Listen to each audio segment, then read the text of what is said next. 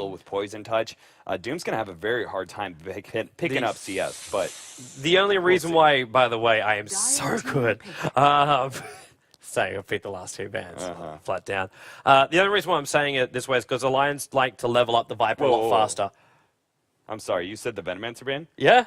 You were calling for a Venomancer. Oh no, we still need a Venomancer support. That's right. Yeah, I was talking about a Venomancer support, someone that could babysit the next assassin on the offlane. You need a very strong lane like a Venomancer. Right. Yeah, but Alliance like to level up their Viper a lot faster. They don't like to leave him at a low level and sacrifice him that way. So you leave Admiral Bulldog in the bottom lane. He walks in with mech very early on, mech and treads, and then they start fighting.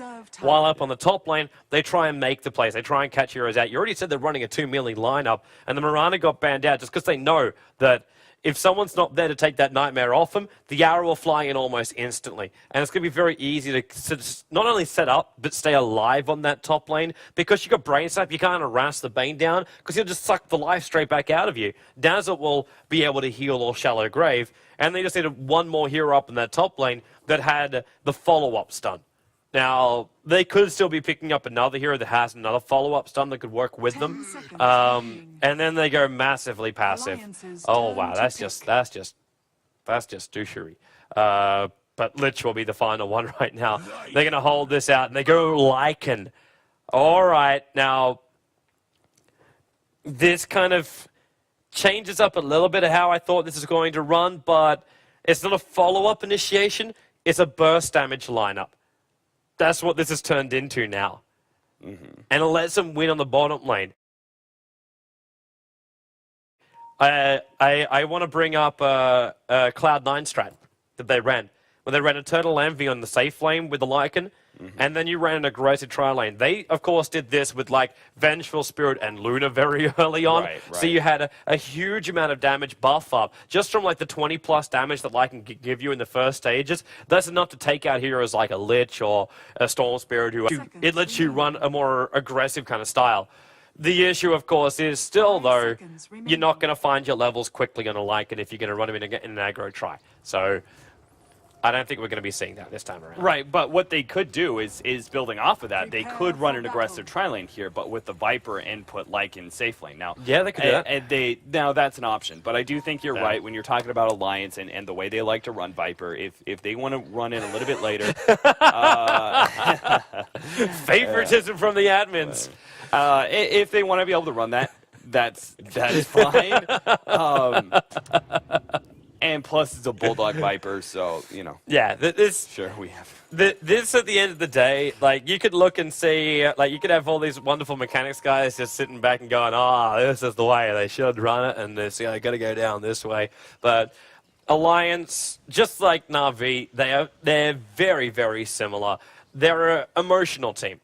They run with what they feel comfortable with. That's it. Like, you don't have to look through the mechanical logic of it all, even though that will be there.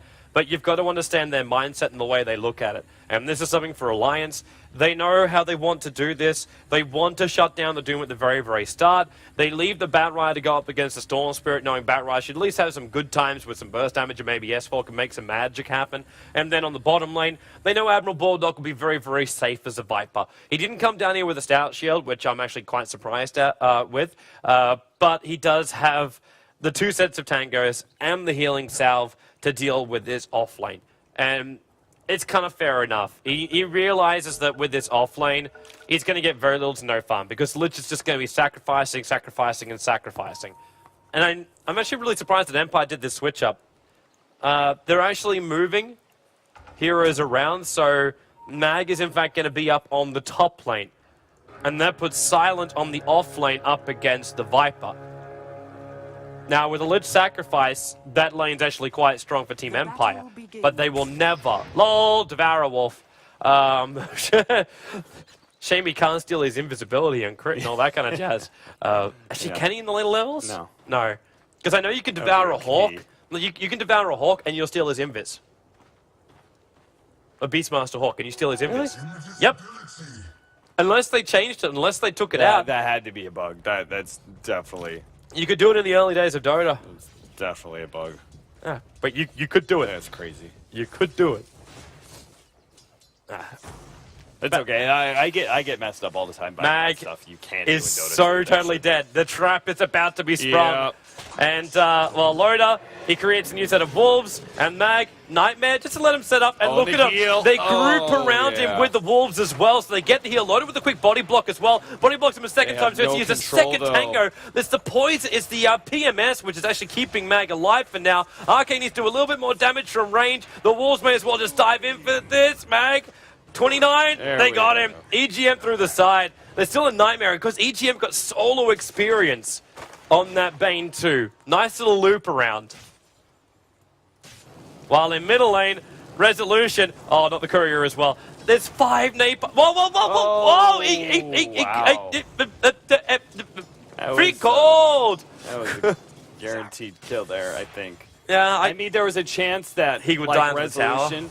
There was a chance that Resolution could potion up, and it would actually take 2 more hits, in which case you're diving into tower, and there's a chance that you die before you kill Resolution, but I'm pretty sure that was a guarantee. I didn't look at the stick charges either. Like, it might have been potion. There might have been some stick charges up his sleeve, and then it would have been really in.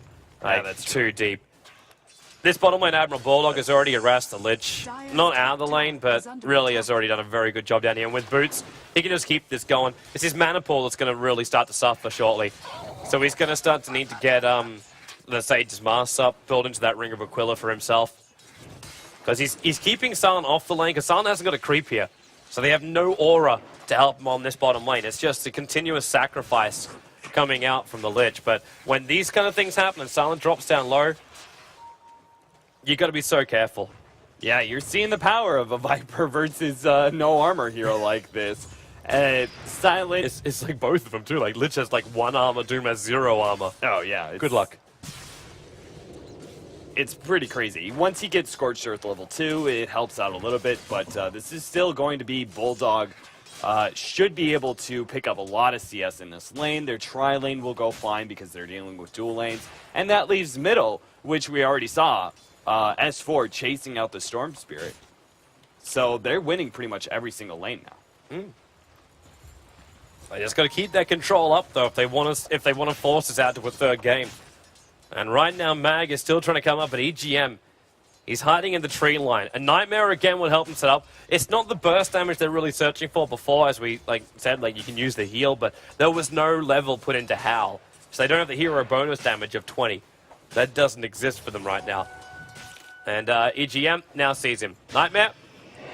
There's support coming in from Always on the Fly, but they're just trying to keep him away for now. And EGM, all he wants to do is just body block it out. The Wolves are coming in too, and Mag does the best thing he can. He cuts through a very big choke point, and that allows him to 3-way stun and drop EGM down very low in life. He has to also pop a salve after that. Yeah, that was a very, very smart play. But yeah, this you could see the potential of the Wolf and everything. However, if you were able to direct Shadow Wave damage a little bit easier, the problem with Shadow Wave damage is that it's very, very unreliable. You can't really control where those bounces are going, but also the fact that the AoE is very, very small. So you have to actually be right next to the hero in order to actually get that damage. So it's kind of rough relying on that because that's your only source of damage right now. There's trouble for him on bottom lane. This pack will lead us, or is he going to crit? No, he doesn't. So Admiral Bulldog may live to fight another day. Goes into the salve. There's another hit, but needs to deny himself to creeps, I think. Scorched Earth wore off. He ran out. So he can't keep up with him. But Admiral Bulldog will be able to live. He got lucky there. The random generator isn't going against him tonight. And there will be some trouble up on top lane.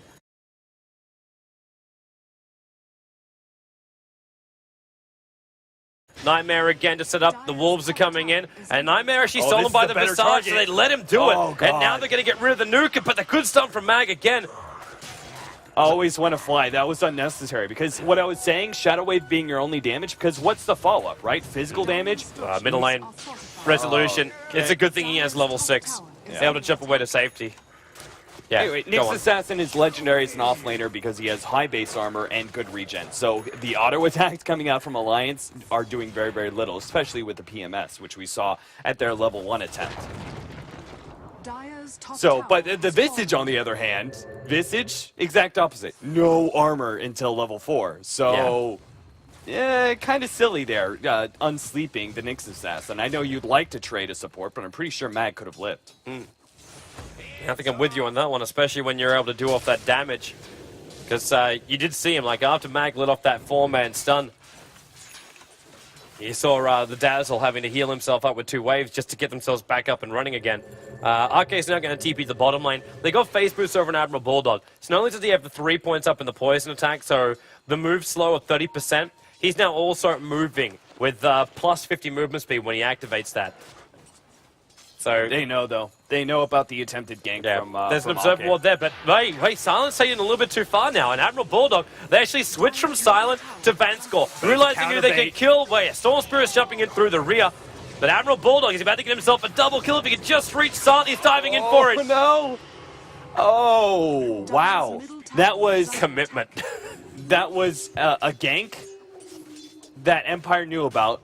They baited it because they had Storm Spirit coming in from the side. Sure, they cut it really, really close with their bait, but it was still a beautiful bait. Well, for now, though, Team Empire will get their control because they took out the hero in the bottom lane. So we get our first death on the Viper. He will return towards the bottom lane, and good luck to Always on a Fly. He's managed to hit level 4. So there's that armor you were talking about, but with Admiral Bulldog, he's trying to cut up around so he can come in through the high side.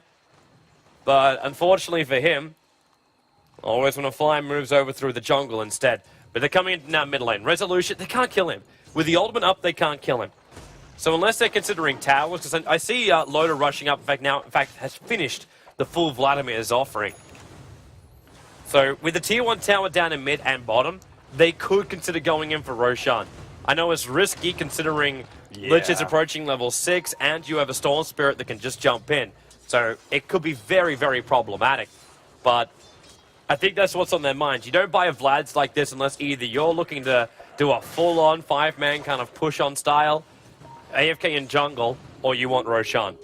They're the only choices right now. Yeah. Nahaz, I was wondering if you could bring up the win rate of Lycan and what his win rate is on Dire side and Radiant side. Unfortunately, we don't have enough Lycan games to really give us a good pool, but this is leading into what I would say is Lycan is pretty much the hero who benefits most from Dire side advantage. Real trouble for him. No shallow graves available, so they're pulling him back in. Nightmare Nice save. will buy him the space, which means now Arcade can follow up with a heal. Storm Spirit jumps in, but it's already too late. Jumps back out again. I'm hearing Elias a little bit further down. That's because Vanscore got grabbed. So it becomes a 1 support for a 1 support. Well, that's a situation where Shallow Grave would have kept him alive. But he went 2-0-2. Yeah, he went for the more offensive build, seeing as they did have an advantage in the tri-lane. Dazzle is your only real burst output. I understand it, but it's still an example of where early Shallow Grave definitely could have kept you alive, and that would have been a 1-for-0 trade rather than a 1-for-1. Man, Loda just keeps letting off this howl all the time. Oh, yeah, man, you could spam that out Storm, bottom. long jump, gonna go in on Admiral Bulldog. He's only got 1 stick charge, and that won't be enough. But Batrider's coming in, Silent, so low on life now. He's just burning in the middle of all of this. He's got Speed Aura, and that's basically it. So Batrider gets 1 kill, did a lot of extra DPS to Resolution while he's walking around inside the fire. But a 1-for-1 trade, the Doombringer for the Viper, is still even Stevens. I'm not going to say that in the gold, though, because gold advantage is now leading the way for Alliance by about 2.5k. And the experience is about 1k their way as well. So it's not completely even when these trades are happening. But it's still a call for a call. Yeah. We don't always see this item pick up, but when you do get it, it means you can do Roshan very, very quickly. Medallion is going to be picked up by Lycan. Already? Yeah. If he smokes in there with like 2 of his teammates, there's no observer ward for Team Empire. If they get a clean path and manage to get into Roshan... Yeah, but look at them. They're checking it. Vanscore just actually dipped in there just to make sure. Even though they have Dire side and they have all these towers up and it's hard to think about Lycan actually sneaking in there, they're still checking. Batrider might be in trouble. Familiar Storm, drop, yeah. Storm. That is a long jump by Resolution, but he'll get the kill for this one. But no! Oh, wow. Lasu's going to drag it back in range of the Napalm. tower. S4, full 1 charges in a moment, but not fast enough. But Resolution used every bit of mana he's Now got, he's dead. and he cannot TP out. Loda's just like, give the wolf a bone. Almost got him. He couldn't reach him in time, so the gold is split, and Resolution will consider that a denial. Because he keeps the money away from the Lycan. Yeah. That's the more important thing right there. And now Mag, Sentry Ward spotted him out. Admiral Bulldog knows the next assassin is vendetted up next to that tier 1 tower. But with the storm down, they're feeling confident enough to try and force the tower. Yeah, soon they're going to be taking a lot of towers because we almost have that mech up for Alliance, and the sooner they take these tier 1s, it means less control over Roshan. Yeah. So we're talking about, man, way to get in. It's still insanely risky. It's still insanely risky to do it. But if you catch them out of position and they're not really aware of it, you can get away with it very, very quickly. Yeah. I think they might also wait until S4's finished up his Blink Dagger. Right. He's walking around with 1,600 gold up in that top lane. Well, there you go. So 202 programs. The Radiant side actually has a 103 to 99 win record. So he still has a winning record on Radiant side, but what about the Dire side? That's it. I think that was a... Oh, it's 103 on the Radiant, 99 on the Dire? Yep. Oh, wow. Winning more on the Radiant side. If I read the stat correctly. Interesting. I was thinking win-losses, but fair enough. Well, trouble right now for Batrider. Dragging him back and Silent. There's some more help coming in, and that's coming in from the Dazzle. The Poison also went out in Silent, but just movement speed slows down so far. Flame Breakers or something. Soul Spirit's killed off the Lycan in the meantime. Yeah, they got a Vendetta gank at bottom. So they caught out Lycan. They knew he was jungling because they have that ward. So, good setup by Empire. The only downside is they just fed that last familiar just pushed Admiral Bulldog over the edge. So he's now got that mech fully up and running. So if Alliance want to start 5-manning soon, they can do so. Radiant structures are and you're already seeing Bulldog move forward. Yeah. He's really wanting it. Take middle and try and take both of the tier 1 and tier 2 at bottom, and that's going to give you the most control of Roshan. Those 3 towers are your big key towers for controlling Roshan. That being said, I do have to say that Medallion up on Lycan is not necessarily all about Roshan. It's actually just a strong item in general for Lycan because he depends so heavily on being able to throw down that burst physical damage that if you can put minus armor on a single target like that, the hard target you're haste moving on, the faster you burst him down, the faster you can go on to the next hero. So it is also just a general good combat item for Lycan, because especially once you have the BKB, you're practically invulnerable at that point. Between the lifesteal, between the magic immunity, nobody's targeting that wolf at that point in time. So Medallion can't harm you negatively most of the time. Look at Team Empire's movement. The bottom of the map really is priority control for them, but Blink Dagger jump into Silent. They're dragging him back into the poison. 1, 2, Napalm stacks Flame Break, pushing Vanskull back. It's a little bit further with the Soul Assumption damage. Arcane has to heal himself up, but Loda wants to go in for the glory. I think he's realizing just how deep they're going to have to dive for this one. There is a Fiend's Grip of Fable, and they let it over and always want to fly. That big damage from the Wolves as well as Lycan. Hal's still only level 1, so it's only a bonus 20 damage he got from that, but... That was still a pickoff, though. Still 1-for-1 trade that does go the way of Empire because they found Viper again in the jungle. I mean, I think when you get ganked twice in your own jungle, that's a sign that, 1, there's a ward there, and 2, you probably shouldn't be farming up that area anymore. Not alone, anyway. There's going to be another sign shortly, and that's going to be a Nightmare on Silent, and that'll help him set up. And, yep, Nightmare. Loda's going to come in. He can create a new set of walls. There's double TPs coming in. Silent. Ooh. Good stomp. Catching 3. Follow up into the double stun. And then the Lich Ultimate as well. And the Doom's on the Bane. He can't cast anything to help out his teammates. Beautiful control. Dazzle will just shallow grave and TP himself out. But that support came quickly. But Silent, what a very good thing he had a War Stomp on him. Any other ability, and that would have been his death. The burst damage from the heal of Dazzle was brilliant. Yeah, that's one of those things where if you'd clicked on the hero, maybe you would have reconsidered. Or maybe they thought they were actually going to be able to burst down Doom. It was really, really close, though. The amount of damage coming out from Shadow Wave is just kind of absurd if you're able to get every single hit on one target. Still, though, this is delaying Lycan quite a bit. I'm not really liking this. 15 minutes in, he may still be okay in net worth, but he's not ahead. And that's what I search for a Lycan carry like this, especially if you're dealing with some mobile heroes. The faster you can get up BKB and start controlling this map and taking down towers, the better, because of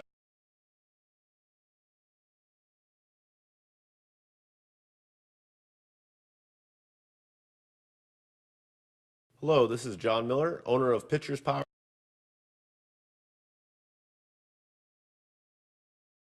power trade anyway.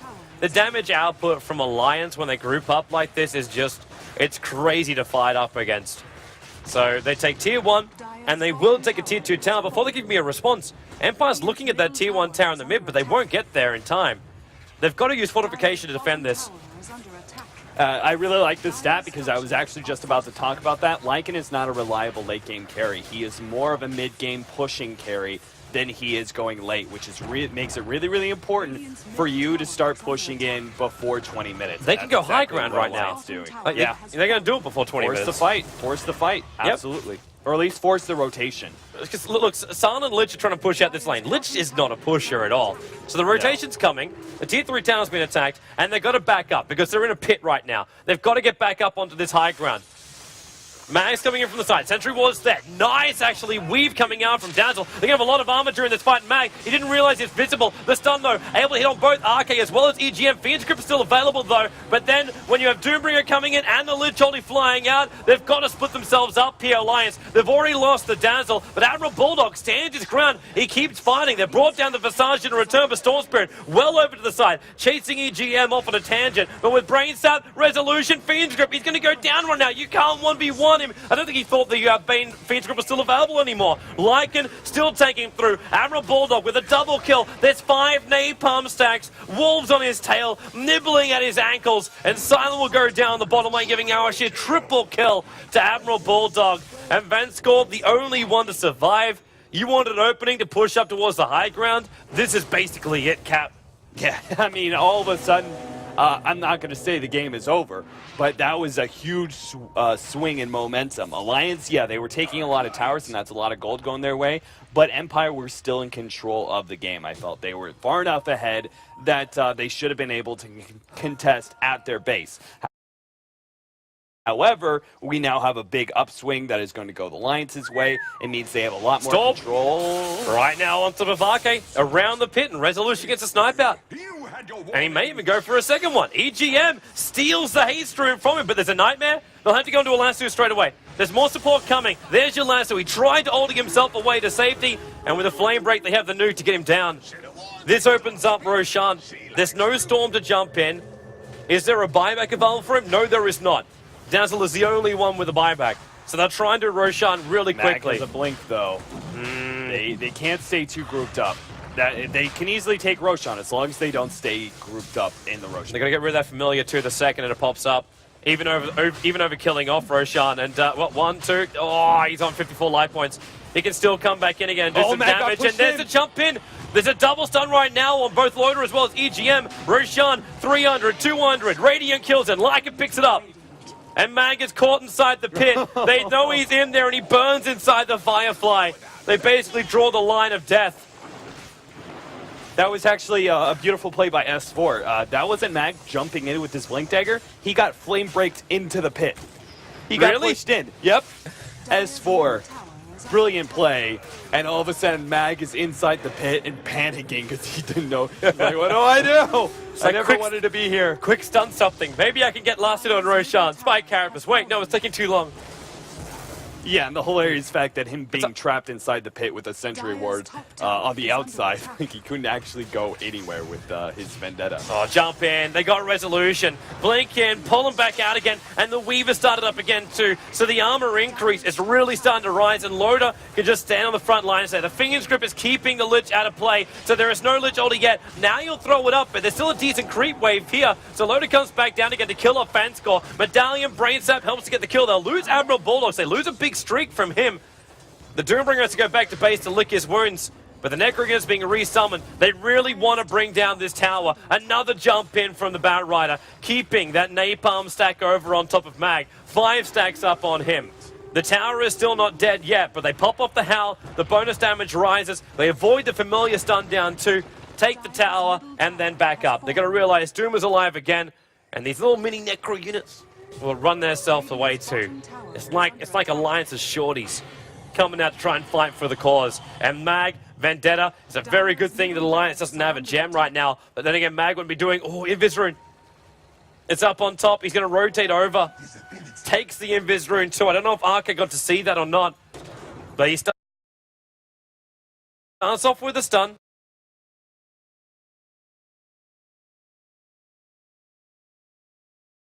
Ah, I couldn't get it off in time.